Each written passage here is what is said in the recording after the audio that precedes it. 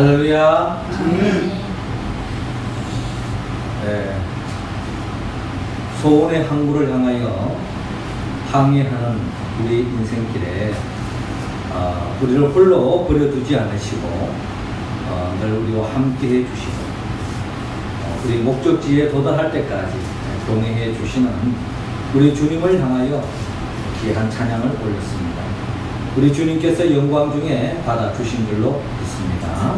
우리의 삶의 여정 속에 주님이 우리를 홀로 버려두지 않으시고 우리와 함께 하시고 동행하시고 마침내 소원의 항구에 반드시 우리를 이르게 해 주실 줄로 믿고 주님 의지하고 주님 바라보고 믿음의 길을 걸어가는 우리 모두가 되기를 주의 이름으로 축원합니다. 우리 옆 사람 함께서 나눕시다.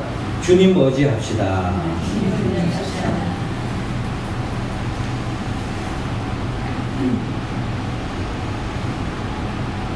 예, 우리나라에 많은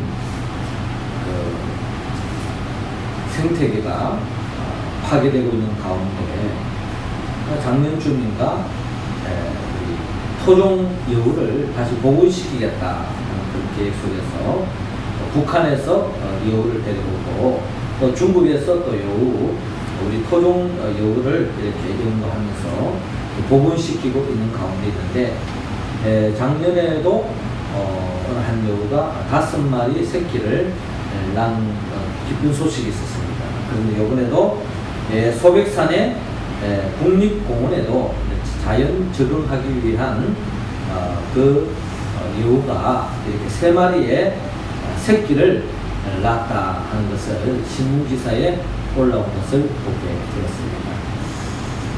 우리 여우는 사실 우리 옛날 어른들 이야기 들어보면 동네마다 여우를 참 많이 봤다는 이야기가 많습니다.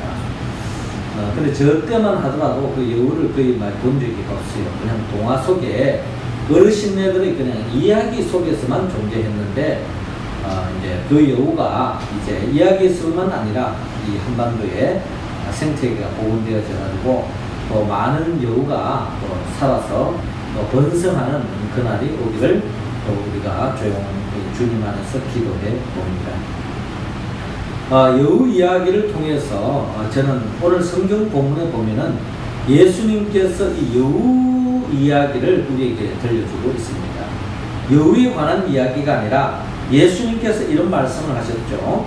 여우도 굴이 있고 공중에 새도 집이 있으나 인자는 머리 둘 곳이 없다라고 말씀하신 적이 있습니다. 그러니까 여우도 굴이 있다는, 여우도 살만한 집이 있다는 거죠. 그리고 새들도 집이 있다, 둥지가 있다. 그래서 더 없는 안락한 삶을 살아가는 것이 여우요 또 새다. 그런데 예수님께서는 인자는 머리 둘 곳이 없다라고 말씀하고 계십니다. 그러니까 이 말씀을 우리가 비추어 볼 때에 예수님의 삶이 이 땅에서 얼마나 험난했던가, 또 얼마나 어려웠던가, 얼마나 고생스러웠던가 하는 것을 우리는 짐작해 볼 수가 있습니다. 자, 이처럼 예수님의 삶 자체가 고난이었고 역경이었고 참으로 어려움 그 자체였는데, 자, 이런 말씀을 하신 것은 주님께서 내가 이 세상에 하나님의 영광을 위하여 하나님의 뜻을 위하여 살아가는 그 인생이 너무나 고달프기 때문에, 너무나 힘들기 때문에 너희들은 내가 가는 길을 따라오지 마라. 즉 주님이 가시는 그 길을 따라가는 삶이야말로 제자의 삶인데, 이 제자의 길, 주님이 가는 그 길을 따라오지 마라 라고 말씀하는 것처럼 우리가 여겨집니다. 그런데 이 말씀을 하신 것은 예수님께서 이 제자들이 주님의 길을 따라오는 것을 따라오지 말라고 말씀하시는 것이 아니라, 이 주님이 가는 이 길이야말로 영광스러운 길인데 그러나 이 현실적으로는 어려움이 있다는 거예요. 그렇기 때문에 그 어려운 길을 따라오려면은 그냥 낭만적인 생각을 가지고 따라오지 말고 결단하고 확신을 가지고 어떤 어려움과 역경을 가지고 힘들더라도 나를 끝까지 따라오느라 라고 하는 주님의 속마음을 우리는 들을 수가 있습니다. 그러니까 주님께서 여우도 굴이 있고 공중에 새도 집이 있는데 인자는 머리 둘 곳이 없다라고 이 말씀을 하신 배경은 결국 주의 길이 너무나 힘들기 때문에 따라오지만 하는 것이 아니라 더욱더 확신과 결단을 가지고 어떠한 어려움이 있더라도 주님이 가는 이 길을 따라오너라. 그리하면은 이 세상 그 무엇으로 비교할 수 없는 하늘의 기쁨과 하늘의 축복이 임할 것이다 라고 하는 주님의 확신을 가지고 하신 말씀입니다. 그렇습니다. 여러분, 주님은 이 시간 우리 모두가 주님이 걸어가셨던 그 길을 걸어가기를 원합니다. 그 길이 바로 십자가의 길이요 제자의 길이다라는 것입니다. 그러니까 주님은 우리 모두가 제자의 삶을 살기를 원하십니다.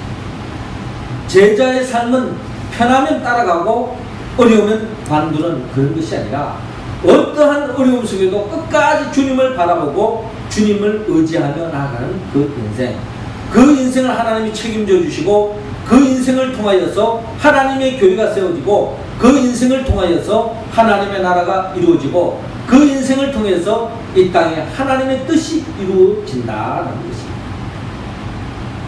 사랑하는 성도 여러분, 교회는 이와 같은 제자의 길을 걸어가는 사람, 주님이 기뻐하는 삶을 살아가는 사람이 많아질 때 그 교회는 건강한 교회가 될 수가 있습니다.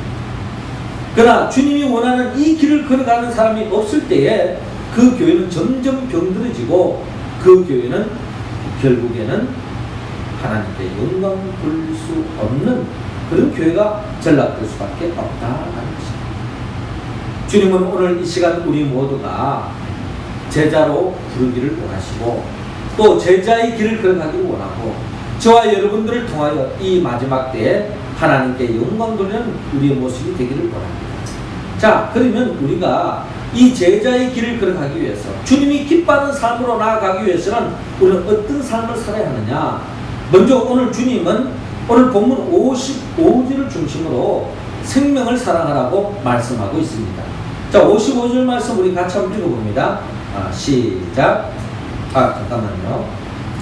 55절 시작. 예수께서 돌아보시며 꾸짖으시고. 자, 예수님께서 성천하실 기약이 점점 다가옵니다. 예수님께서 왜 성천을 합니까? 이 세상에서의 사명이 영원히 이어지는 것이 아니고 주님이 이 땅에 오신 그 뜻을, 하나님 뜻을 이루는 데는 반드시 시간적인 제한이 있다는 겁니다. 저와 여러분들은 마찬가지입니다. 우리 명륜제일교회를 세우는 것이 이 교회를 평생토록 영원토록 섬기겠다? 거기에 대해서 장담할 수 있는 사람은 아무도 없습니다. 이번 주간에 주님이 저와 여러분들을 이 세상에서 불러서 천국 부르시면 떠나야 되는 거예요. 그렇잖아요? 이제 우리 주님도 마찬가지입니다. 이제 천국 갈 날이 하나님의 품에 이 세상을 떠난 날이 점점 다가오고 있다는 거예요. 자, 이러한 시점에 예수님께서 예루살렘을 향하여 가고 있습니다. 예루살렘이 왜 갑니까? 모든 사람들이 죄로 말미암아 죽음에 이르는 이 현실 속에서 이 죄의 문제를 해결하기 위하여 인류의 모든 죄를 짊어지고 예루살렘을 향하여 주님께서 하나님 뜻을 위하여 지금 가고 있는 것입니다. 그런데 그 예루살렘을 향하여 가는 그 길목에 이 사마리아라고 하는 이 지역을 통과하게 되었습니다. 그런데 이 사마리아를 통과하기 앞서서 먼저 예수님께서 52절에 잘 나타나 있는 것들은 사자들을, 주님의 제자들을 먼저 보냈습니다. 왜 보냈는고 하니 이 제자들을 통해서 먼저 이곳에 예수님이 오십니다. 예수님이 오시니까 이 복음을 전하는 것입니다.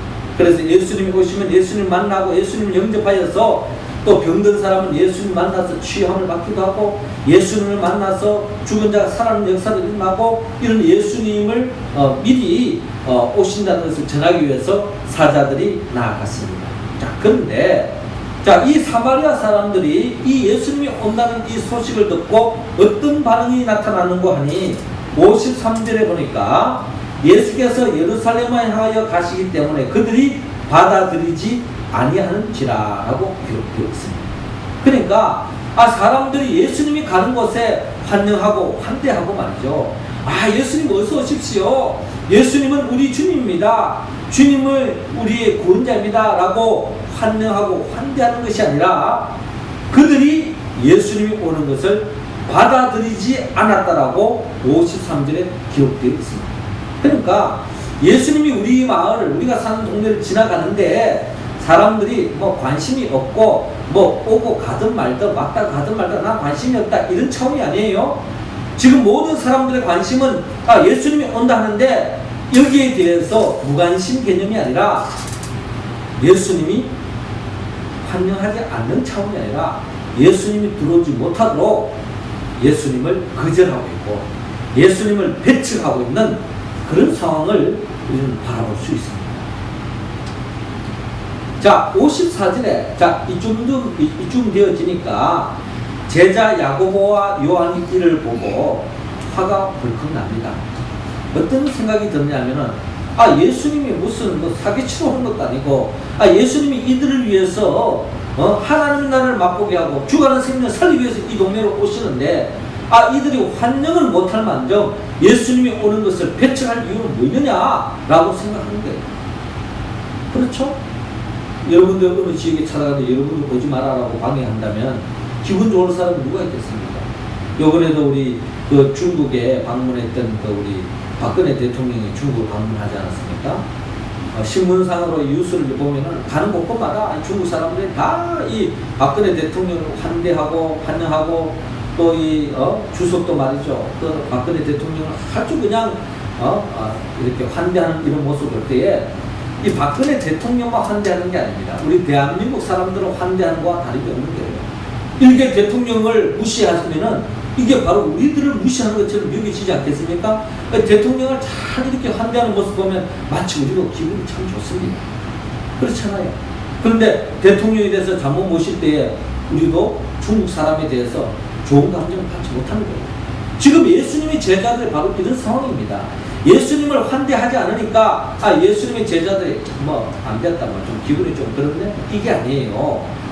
기분이 좀 별로 안 좋습니다. 안 좋은 차원이 아니라 이 야고보와 요한은 예수님께 이런 말을 합니다. 주여 우리가 불을 명하여 하늘로부터 내려 저들을 멸하라 하기를 원하시나이까? 라고 물었습니다. 그러니까 예수님의 마음을 잘못 짚은 거예요. 어떤 생각을 하냐면 예수님도 기분 좋지 않을 거다 생각하면서 예수님 우리가 불을 명하여서 하나님께 기도해가지고 하나님 불을 이 동네에 내리게 해가지고 이 동네 사람들이 다 불에 타서 죽도록 만들어버릴까요? 이런 이야기입니다. 왜? 주님을 영접하지 않으니까 주님을 환대하지 않으니까 그냥 하늘에서 속된 말로 벼락을 쳐가지고 이 사람들 다 그냥 한 뻔때를 보여주면 좋지 않겠느냐 하는 그런 예수님을 사랑하는 마음으로 야고보와 요한이 지금 하는 이야기예요. 자, 이 이야기를 듣고 예수님께서 55절에 뭐라고 말씀합니까? 예수께서 돌아보시며 꾸짖으시고 라고 말씀합니다. 예수님 누구를 꾸짖고 있습니까? 지금 사마리아 사람들을 꾸짖고 있는 것이 아니라 예수님의 제자들을 지금 꾸짖고 있습니다. 네? 왜 꾸짖었을까요? 예수님의 제자들이 예수님의 마음을 잘못 읽었다는 것입니다. 그러면서 예수님이 꾸짖으시고 난 뒤에 함께 다른 마을로 가시니라 하는 이 모습 속에 우리는 예수님의 마음을 읽어야 합니다. 어떤 예수님의 마음을 읽어야 합니까? 예수님은 이 땅에 오신 궁극적인 목적은 예수님이 이 세상에 대접받고 또 예수님이 이 세상에 환영받기 위해서 이 땅에 오신 것이 아닙니다. 예수님이 이 땅에 오신 목적은 단지 하나입니다. 죽어가는 생명을 살리기 위해서 이 땅에 오신 거예요. 그래서 예수님은 요한복음 3장 16절에 말씀하는 것처럼 하나님이 세상을 이처럼 사랑하사 독생자를 주시니 이는 저를 믿는 자마다 멸망치 않고 영생을 얻게 하려 하십니다. 죽어가는 생명을 살리는 것, 이것이 바로 주님의 이 땅에 오신 궁극적인 목적이라는 겁니다. 그런데 그들이 예수님을 배척하고 예수님을 받아들이지 않는다고 해서 예수님이 그들을 가지고 심판을 하시고 불을 명해서 그들에게 재앙을 내린다면 이것은 주님이 이 땅에 오신 목적을 거스르는 것입니다. 주님은 이 땅에 오신 목적은 주님이 대접을 받든 받지 않든 그게 중요한 것이 아니라 어떠한 형태든 그 사람이 나를 어떻게 대하든 거기에 주님 관심이 없습니다. 중요한 것은 예수를 믿고 구원받고 영생의 길로 가는 것, 하나님의 자녀가 되는 것, 이게 바로 주님의 관심이었습니다. 그래서 만약에 그들이 주님을 영접하지 않고 배척한다면 주님은 그걸 놓고 그 사람과 왈가왈부 하지 않습니다. 그렇다면 주님은 조용히 접고 또 다른 사람, 주님을 영접하고 주님을 통하여 예수 믿고자 하는 그런 사람들에게 관심을 가지고 주님은 그들을 데리고, 제자들을 데리고 그들을 심판하고 그들을 징계를 주는데 거기 관심 갖지 말고 예수 믿고 구원받는 일을 하기 위해서, 주가는 생명을 살리는 일을 하기 위해서 함께 다른 마을로 가자라고 말씀하시는 우리 주님을 바라볼 수 있습니다. 그렇습니다. 주님이 이 땅에 오신 목적은 결국 우리를 심판하기 위해서 이 땅에 오신 것이 아닙니다. 우리의 잘잘못을 따지기 위해서 이 땅에 오신 분이 아닙니다. 주님은 결국 우리 모두를 구원하기 위해서 이 땅에 오셨다는 것을 여러분 꼭 기억하시기 바랍니다. 자, 우리에게 왜 이런 마음을 가져야 합니까? 왜 이런 생각을 갖게 합니까? 여러분도요, 주의를 하다 보면, 전도를 하다 보면은, 이것을 여러분 환영하고, 함께 기뻐하고, 협력하고, 박수 치는 사람이 있는 게 아니에요. 전도를 하러 가더라고요. 야, 어떻게 제게 이런 복음을 들려주십니까? 감사합니다. 제 생명의 은혜로 생각하겠습니다. 라고 생각하는 사람이 있는가 하면요, 절대 다수 많은 사람들은 무슨 예수를 전도하느냐, 예수 전도하는 사람을 오히려 핍박하고 면박을 주는 경우가 참 많습니다. 저도 동네에 다니다 보면은 그냥 가볍게 지나가는 사람이 전도 좀 나눠줍니다. 그러니까 어떤 사람은 아주 공손하게 감사합니다 하고 받는 사람이 있어요. 그런데 어떤 사람은 주기에 민망할 정도로 말이죠, 아주 그냥 불쾌한 얼굴을 가지고 대하면요, 저도 전도하고 싶다가 그냥 중간에 그냥 하고 싶은 마음이 있거든요. 그런 마음만 생기는 것이 아니라 때로는요, 속에서 막 욕이 나올라 하는 경우도 생겨요. 그런데 주님은 그런 마음 갖지 말아요. 우리가 전도하는 목적이 뭡니까? 우리가 복음을 전하는 목적이 뭡니까? 죽어가는 생명을 살리기 위한 목적이지, 그것을 받지 않는다고 해서 우리가 면박을 하고 그 사람에게 때로는 저주를 퍼는다면 그것은 주님이 기뻐하는 일이 아니라는 겁니다. 사랑하는 성도 여러분, 주님은 우리가 주님이 가는 그 길을 따라가기를 원합니다. 제자의 길을 가기를 원합니다. 그 길은 어떠한 상황 속에도 생명을 사랑하는 마음을 품을 수 있기를 바랍니다. 우리 모두가 생명을 사랑하는 마음을 품어서 진정 주님이 기뻐하는 이 제자의 길을 걸어가는 우리 모두가 되기를 주의 이름으로 축원합니다. 이어서 두 번째로 우리가 이 제자의 길, 주님이 기뻐하는 길, 걸어가는 그 인생은 오늘 보면 58절을 중심으로 고난을 감수하라라고 말씀하고 있습니다.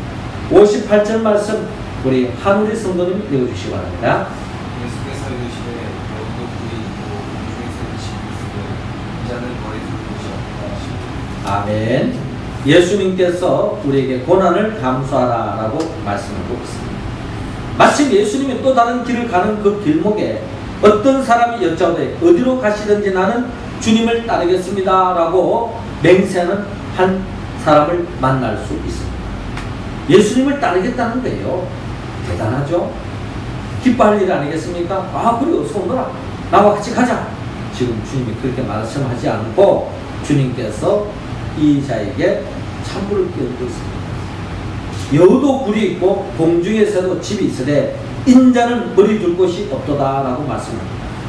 주님과 함께 가는 길은 어렵다는 겁니다. 주님이 가는 그 길을 따라간다고 하는 것은 고달프다는 겁니다. 이 세상에서 참된 복을, 행복을 누리지 못할 수도 있다는 거예요. 불행해질 수 있다는 겁니다. 주님이 이 말씀을 하시는 목적이 뭡니까? 그러니 따라오지 마라! 이걸 지금 이야기하는 것이 아니라, 그러니 그냥 낭만적인 생각을 한번 따라가 볼까? 이런 마음 갖지 말고 결단하고 확신하고 따라오너라 라고 이야기하는 거예요. 왜? 주님이 이런 말씀을 하십니까? 주님에게는 확신이 있습니다. 결국 하나님의 뜻대로 살아가고 하나님의 영광을 돌리기 위해서 어려움을 당하고 고난을 당하면은 그 고난과 아픔으로 끝나는 것이 아니라 반드시 하나님이 축복해 주신다는 것을 주님도 믿었기 때문에 주님은 끝까지 믿음의 길을 걸어갈 수 있었던 거 아니겠습니까? 주님께서도 히브리서를 통하여 말씀하시기를 믿음의 주요 또 온전케 하시는 이 예수를 바라보자. 저는 그 앞에 있는 즐거움을 위하여 십자가를 참고 모든 어려움을 다 인내하셨다라고 주님께서 말씀하셨습니다. 그렇습니다.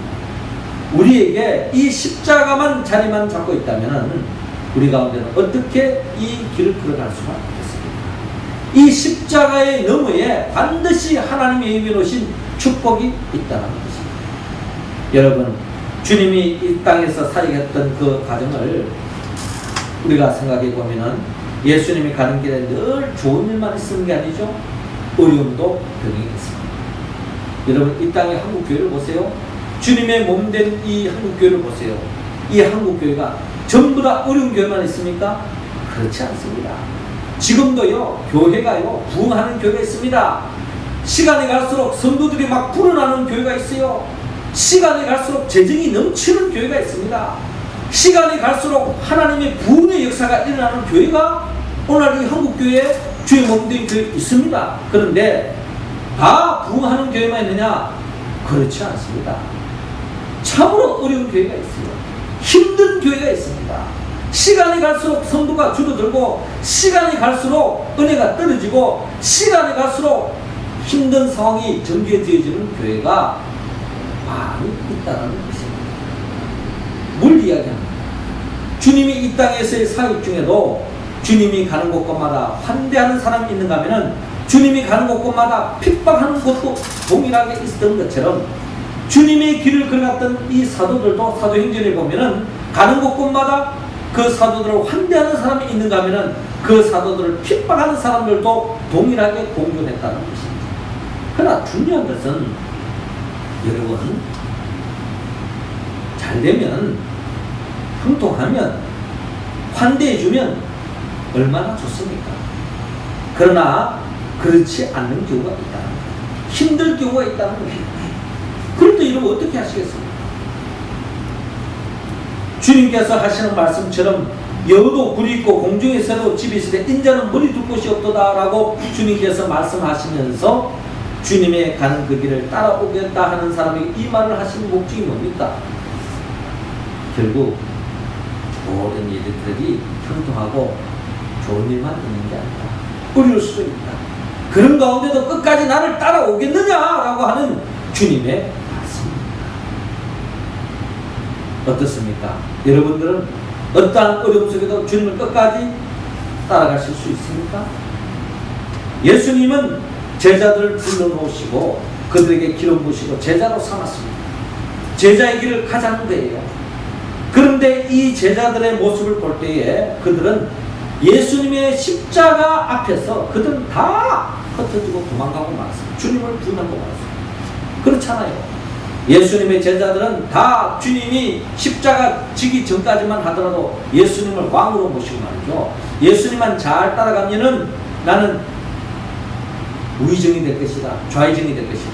요즘 말하면 나는 예수님 잘 따라가면 요즘 뭘 말하면 친박 이런 사람도 있잖아요. 친박계 정치인들이 노른자를 막 차지하고 있잖아요. 그런 것처럼 내가 박근혜를 잘 지지하고 따라가면은 뭐 한 자리 얻을 것이다 라고 세상적으로도 그렇게 따라가는 사람이 있는 것처럼 예수님이 왕이 되면은 나는 좋은 자리를 차지할 것이다 하고 주님을 쫓아가고 따라왔습니다. 베드로도 여기에 둘째가 써있지 않습니까? 그럴 때 예수님께서 너희들의 나를 다 부인하고 나를 배반하리라 했을 때에 베드로가 뭐라고 이야기했습니다. 주님, 다른 제자들은 다 주님을 부인하고 배반할지라도 저는 끝까지 주님 따라가겠습니다 라고 이야기했죠. 그런데 그 베드로도 주님을 부인하고 배반하고 말았습니다. 여러분들도 어려움을 당해보십시오. 우리가 주님을 위한다고 교회를 위한다고 하지만은 결국 그 주님을 위하고 그 교회를 위하는 것이 세상 사람들이 알아주고 가는 곳마다 몇 제일 교회 다니느냐 너무 좋은 교회 다닌다라고 이야기를 해주면 참 좋겠지만은 그렇지 않을 수도 있습니다. 그 교회 다니면 말아야 성도도 별로 없고 더 좋은 교회 가면은 더 좋은 시설에 모든 것들이 다 보장되어지는데 왜 그 가서 고생하려는가? 이런 이야기를 할 수 있지 않겠어요? 예수님의 제자들도요 그렇습니다. 결국 주님이 십자가의 길을 걸어갈 때에, 십자가에 못 박혀 죽음에 직면했을 때에 다 예수님을 부인하고 배반하고 말았잖아요. 그런데 그 제자들이 언제 변화되어졌느냐? 예수님이 십자가에 못 박혀 죽음으로 끝났더라면 아마 그들은 다 제갈 길로 갔을 거예요. 그러나 그 예수가 죽은 자 가운데 3일 만에 부활했습니다. 하나님이 살아계신 거죠. 하나님의 뜻대로 나아갈 때는 반드시 이 세상 계산과는 다른 방법으로 하나님이 계산해 주시고 하나님이 축복해 주시더라는 겁니다. 이것을 제자들이 뒤늦게 깨달았을 때에 부활하신 주님을 만남을 통해서, 야, 여기 뭔가 다른 것이 있구나. 주님을 위해서 고난받는 것이 고난으로 끝나는 것이 아니라 하나님 축복이 따라온다는 것을 뒤늦게 깨달았을 때에 그때부터 제자들은 옛날 제자가 아니에요. 완전히 바뀌어버렸어요. 이 제자들이 어떤 삶을 살아갔습니까? 그 이후로 끝까지 주님 따라가면서 이 세상에서 호강하고 살았습니까? 그렇지 않습니다. 그들이 사도행전을 보면 주의 복음 증거하며 가다가 얼마나 많은 핍박을 당하고 얼마나 많은 어려움을 당하고, 기독교 역사는 이들의 삶에 종착된 결국 순교의 자리였다라고 성경 역사학자들은 이야기하고 있습니다. 다 순교당하고 죽어버렸어요. 서대반 집사도 그렇지 않습니까? 복음 전하다가 죽음을 당해서 돌에 맞아 죽어버렸어요. 비참하게 죽은 거죠. 그래도 그들은 그럼에도 불구하고 조금도 흔들리지 않고 복음 들고 끝까지 주의 길을 걸어갈 수 있던 것은 바로 십자가와 부활의 비밀을 알았기 때문에. 사랑하는 성도 여러분, 우리에게도 고난이 찾아올 수 있습니다. 우리 교회는 제일 꼭대기에 뭐가 있습니까? 십자가 있습니다. 우리 교회 앞에 제일 앞에 뭐가 있습니까? 십자가 있습니다.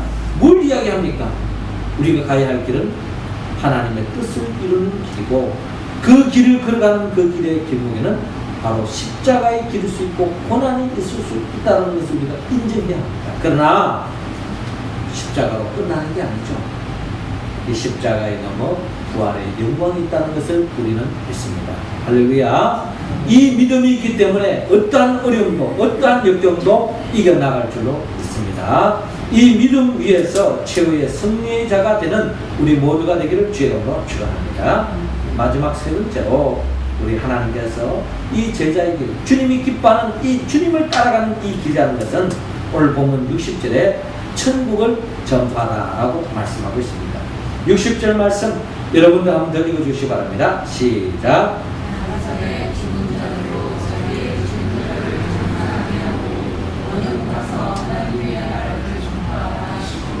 아멘.